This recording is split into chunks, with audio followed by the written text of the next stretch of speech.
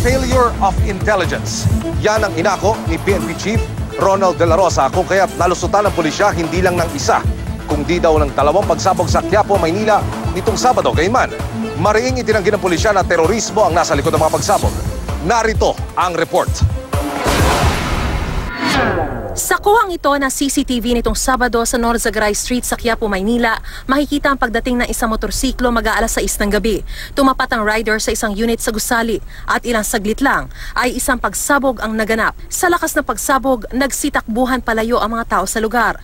Nang humupa ang usok sa blast site, tumambad ang duguan labi ng dalawang namatay. Dead on the spot ang lalaking nakamotor na siya nag-deliver ng isang package. Napag-alaman na isa siyang Grab Express partner.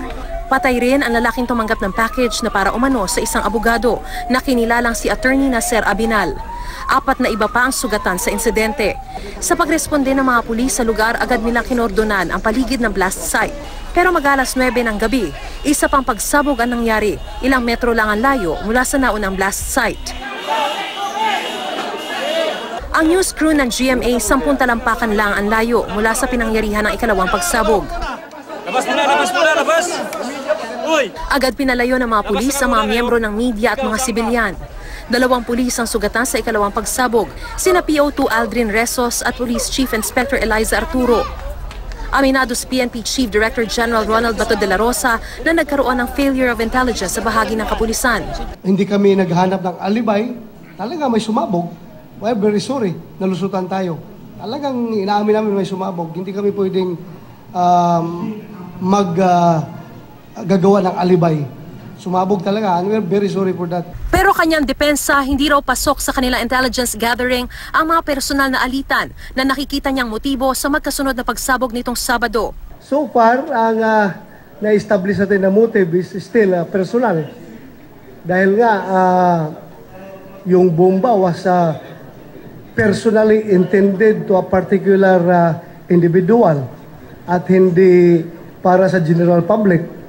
Pinabulaanan din ni De La Rosa na may kinalaman sa terorismo ang mga pagsabog kahit pa inako ito ng grupong ISIS base sa ulat ng kanilang news agency. Pero para matigil ang mga pagsabog sa lugar, tinanggal muna ang signal ng cellphone.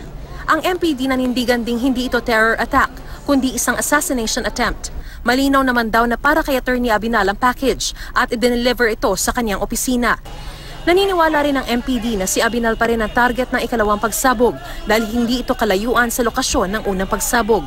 Tukoy na raw ng pulisya ang nagpadala ng package kay Abinal pero hindi muna ito pinangalanan dahil patuloy ang manhunt operations. 4 na iba pang persons of interest ang kanilang tinutuntun. Ayon naman sa NCRPO, walang kinalaman ng ISIS sa mga pagsabog nitong Sabado. Nais lang daw ng grupong sumakay sa issue at akuyin ang kahit anong pag-atake para sa kanilang propaganda.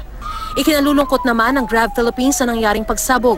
Handa raw silang makipagtulungan sa investigasyon. Hindi muna sila naglabas ng detalye kaugnay ng namatay na Grab Express partner habang gumugulong ang investigasyon sa insidente.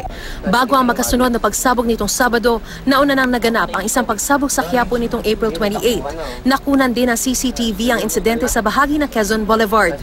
Inako rin ng teroristang grupong ISIS ang naturang pagsabog. Pero pinabulaanan nito ng pulisya at sinabing gang war ang dahilan ng pagsabog. Kanina iniharap ng MPD ang isa sa mga suspect sa pagsabog noong April 28. Kinilala siyang si Abel Macaraya. Ang pagsabog ay paghihiganti umano ng grupo ng suspect para sa pananakit umano sa menor de edad na kapatid ng asawa ni Macaraya. At large naman ang iba pang suspect na sina Ali Moro, Raymond Mendoza at isang alias Saro.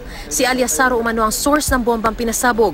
Natukoy ang ilan sa mga suspect sa pagsabog nitong April 28 matapos silang makunan ng CCTV habang papalayo sa blast site. Mariz Umali, GMA News.